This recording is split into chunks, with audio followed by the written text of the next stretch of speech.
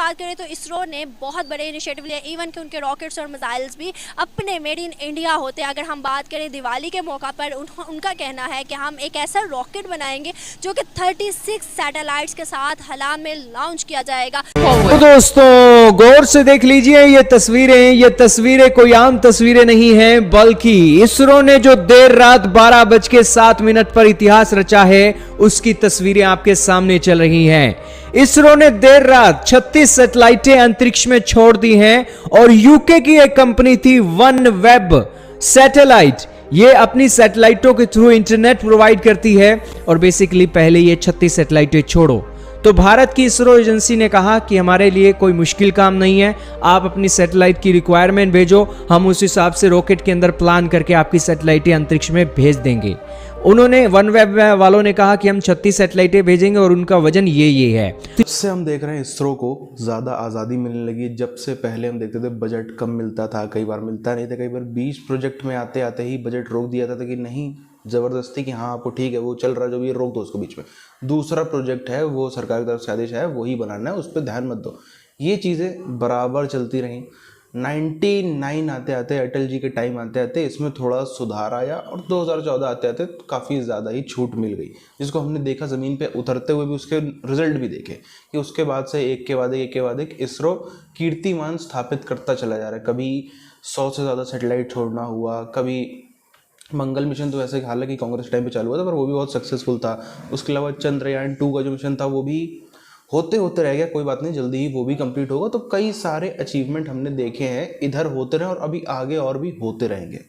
दूसरी तरफ Soviet union, Russia और अमेरिका की नासा कंपनी के अंदर जितने भी स्पेस मिशन छोड़े गए हैं उसमें किसी न किसी एक स्पेस मिशन में व्यक्तियों की जान जाने का भी एक जोखिम। They are paying fee to the American universities, they are getting first class knowledge हासिल कर रहे हैं, वापस आएंगे, कंट्रीब्यूट करेंगे। इसरो के पास आई थी कि हमने 36 सैटेलाइटें भेजनी है और इसके अलावा हमारा मिशन है कि दुनिया भर के अंदर 648 सैटेलाइटें हम भेजना चाहते हैं और उस 648 में से 36 सैटेलाइटें इसरो वाले अगर भेज दें तो बहुत मेहरबानी होगी।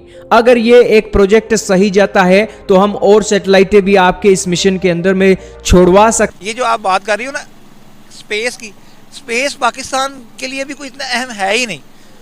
स्पेस में जाके हमने क्या लड्डू बांट लेने हैं? क्यों अहम नहीं है? आईटी पे काम करना कोई अहम चीज़ नहीं है? बताता हूँ, स्पेस के लिए जो चीज़ आईटी की चीज़ें हमें रिक्वायरमेंट है वो हमें मिल रही हैं। चाइना के साथ हमारी डील हुई हुई है, अमेरिका के साथ हमारी डील हुई हुई है, इवन इंग्लैंड के साथ भी हमारी डील हो गई हुई है। आप चाह रहे हैं कि हम सिर्फ और सिर्फ दूसरों के साथ मिलकर काम करें, अपने पाँव पे कभी ना खड़े? मैं ये नहीं चाह रहा, मैं ये चाह रहा हूँ कि हम अपने वसाइल में रहकर तरक्की करें, ना कि अपनी चादर से पैर बाहर फैला लेते हैं। दोस्तों दुनिया की सबसे कामयाब स्पेस एजेंसी है इसरो। 1969 में इसरो दुनिया के सबसे कामयाब स्पेस एजेंसियों में शुमार हुई थी और 100 से अधिक विदेशी स्पेस मिशनों में इसरो शामिल हुआ है। 67 मिशन ये अपने एक सफल कर चुका है, 5 मिशन इसके आंशिक सफल हुए हैं और वहीं 10 मिशनों में केवल इसे असफलता मिली है। तो लेकिन अमेरिका के फ्लोरिडा से इन सैटेलाइटों को तैयार करवाकर स्पेशल श्रीहरिकोटा के सतीश धवन स्पेस सेंटर के अंदर लाया गया और तस्वीरें आपके सामने हैं कि भारी भरकम इंटरनेशनल कार्गो प्लेन का इस्तेमाल किया गया और उसमें सैटेलाइटों को लाद कर ये भारत लेकर आए और फिर भारत के स्पेस सेंटर से इन्हें एक रॉकेट के अंदर फिट किया गया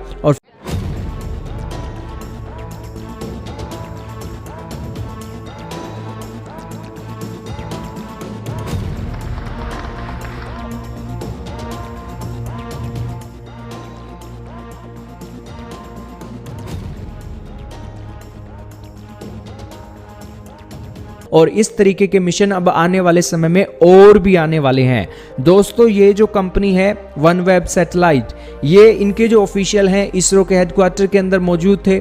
इन्होंने, इनकी जो टीम थी वो भी बिल्कुल बाकायदा एक देख रही थी, भारतीय वर्करों को देख रही थी, इसरो के वर्करों को कि किस तरीके से वो सैटेलाइट को फिट कर रहे हैं, कोई कमी तो नहीं है। से वसाइल 30 सालों में 13 मरतबा कर्जे लिए हैं, आपको लगता है एक दफा भी वापस किया? हाँ बिल्कुल, मुझे लगता है वापस किया ना। तो 30 सालों में 13 मरतबा कर्जे लेके तो मुल्क चल रहा है। आपको क्या लग रहा है कि हमारे पास रिजर्व है इतने? 30 सालों में 13 मरतबा कर्जे लिए, तो आप चाहती हो कि 14वीं मरतबा कर्जा लेके हम स्पेस पे जब एक तरफ अगर आप देखें कि इंडिया का जो Indian space and research organisation है, उसने तकरीबन 36 ब्रॉडबैंड कम्युनिकेशन सैटेलाइट्स जो हैं वो लॉन्च की हैं, और वो सुनने में ये आ रहा है कि सक्सेसफुली जो है वो अपनी जगह पे पहुंच गई हैं। चाइना वालों ने लॉन्ग मार्च 5B छोड़ी थी, क्या हाल हो गया था। उनके जो एक वेस्ट है वो किस तरीके से ज़मीन पर आकर गिर रहे थे, वो आपने देखी थी तस्वीरें, लेकिन हमने बहुत ही सुरक्षित तरीके से इसे अंजाम दिया गया। अब दोस्तों इसरो ने ये सारा मिशन कर दिया, देर रात को कर दिया।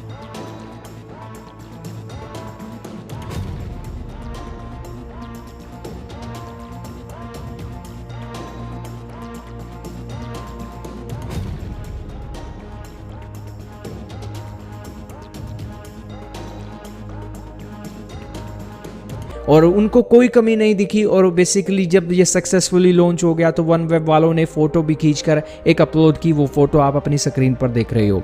दोस्तों भारत की इसरो के अंदर 17,000 लोग काम करते हैं। दोस्तों इसरो की कामयाबी की सबसे खास बात यह है कि अब तक इसके कितने भी स्पेस मिशन हुए हैं किसी भी व्यक्ति की जान नहीं गई है।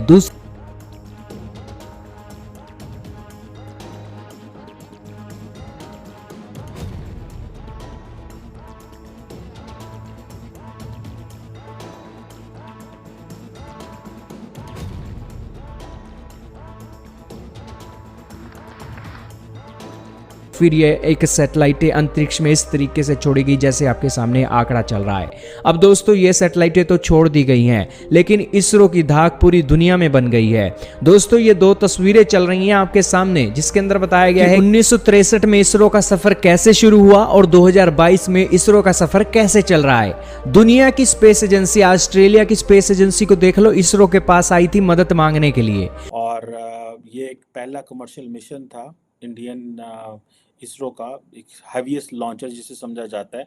और ये आप समझें कि ये एक बहुत बड़ी डेवलपमेंट थी, जिसमें स्टेक होल्डर्स भी थे। ये बेसिकली कॉन्ट्रैक्ट था न्यू स्पेस इंडिया लिमिटेड का, एक इसरो की कमर्शियल आर्म है उसका, और यूनाइटेड किंगडम बेस से एक वन वेब का था। और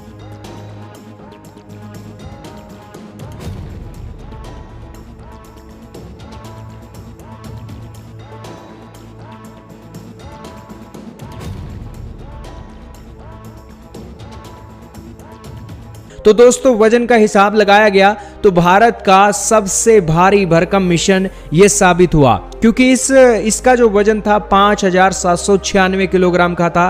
करीब 6 टन की वजनी की ये जो एक सैटेलाइट रॉकेट हमने छोड़ी हैं। तो दोस्तों ये एक बहुत ऐतिहासिक बात है कि इतनी हैवीएस्ट रॉकेट छोड़ना कोई खाला जी का वाड़ा नहीं है। विश्व के इतने सारे दिग्गज देश जिनका खुद का जो स्पेस प्रोग्राम है बहुत ही अच्छा नहीं माना जाता है, बहुत ही ज़्यादा उसको कभी भी सक्सेस हमने पाते हुए नहीं देखा, वो सब भी अब इसरो के ऊपर ज़्यादा डिपेंडेंट हो रहे हैं। आप समझ लो एक तरीके से, जहाँ पे अगर 2000 के दौर तक या 95 के दौर पर जितनी हमारी डिपेंडेंसी इसरो पे थी, यानी कि इंडिया की डिपेंडेंसी इसरो पे थी, आज के टाइम पे लगभग कई देशों की इसरो पे हो गई है। क्यों हो गई है? क्योंकि इतने लो कॉस्ट में, इतने ज़्यादा लो कॉस्ट में उनके सैटेलाइट आसमान में पहुंच जाते हैं। बाकी अगर वो अमेरिका जाएंगे, चाइना जाएंगे, रशिया जाएंगे और किसी देश में जाएंगे तो उसका बजट जो है, उसका खर्चा जो है वो कई गुना ज़्यादा हो जाएगा, क्योंकि अब इसमें भारतीय साइंटिस्ट का दिमाग है, उनकी मेहनत है, उनका जो इतना दिन रात अपना खून पसीना एक कर करके उन्होंने ऐसी टेक्नोलॉजीज हमारे देश में बनाई है। अगर आप मार्स ऑर्बिटर मिशन जो था उसको ही देख लें तो ऑटो रिक्शा जितने दाम पर 1 किलोमीटर चलता है उससे कम में या लगभग उसके बराबर में जो है वो उसने सफ़र अपना तय किया मंगल ग्रह तक का। अब उनकी अमेरिका वालों की इतने में मूवीज़ नहीं बनती जितने में हमारा पूरा स्पेस प्रोग्राम हो गया था मार्स का। इससे ही अंदाज़ा लगा सकते हैं कि कितनी ज़्यादा उसके पीछे मेहनत रही होगी। अब सीधी सी बात है, नासा हो या ख़ास तौर पर अगर नासा को देख लें, दुनिया का सबसे बड़ा स्पेस ऑर्गेनाइजेशन, वहाँ पर भी तकरीबन 35% प्लस इंडियंस हैं। तो फिर अंदाज़ा लगा सकते हैं हम कि क्यों आखिर वहाँ पर इतना ज़्यादा इंडियंस को रखा जाता है। आखिर इंडियंस को इतना ज़्यादा क्यों वहाँ पे, औरों को भी रख सकते हैं, अमेरिकन को रख लें। सबसे पहले कोई भी देश चाहेगा कि उसके खुद के देश के जो इंजीनियर्स हैं, जो साइंटिस्ट हैं, वो सब पहले उनको रोज़गार मिले, पर नहीं करते। अभी भी आप देख लो, जो यहाँ से जिनको भी थोड़ा बहुत पैसे का लालच होता है, शायद वो गलत भी नहीं है। जो लोग यहाँ से नासा जाते हैं, ठीक है थोड़ा बहुत लालच है कह लें हम या जो भी कह लें, पर बात वही है ना कि अगर यहाँ पे अपॉर्चुनिटी नहीं मिलेगी तो सीधी सी बात है, स्वाभाविक सी बात है, उसको आप गद्दार कहो कुछ भी कहो कहते रहो, पर सच यही है कि वो व्यक्ति बाहर जाएगा और उसमें कोई भी गद्दारी वाली चीज़ भी नहीं है। अगर यहाँ पे हमेशा से ही इतनी बेहतर अपॉर्चुनिटी मिल रही थी, अब ठीक है कुछ लोगों में होता है कि हाँ ठीक है हम जिएंगे मरेंगे देश के लिए, पर बाकी लोगों को अपना घर भी चलाना होता है, बाकी लोगों को अपना सारे सपने भी पूरे करने हैं, बाकी लोगों को सब कुछ करना है। अगर अच्छा हो जाए तब तो फिर पूरा हम लोग क्रेडिट ले लेते हैं, नहीं तो इंडिया ने किया इंडिया ने किया।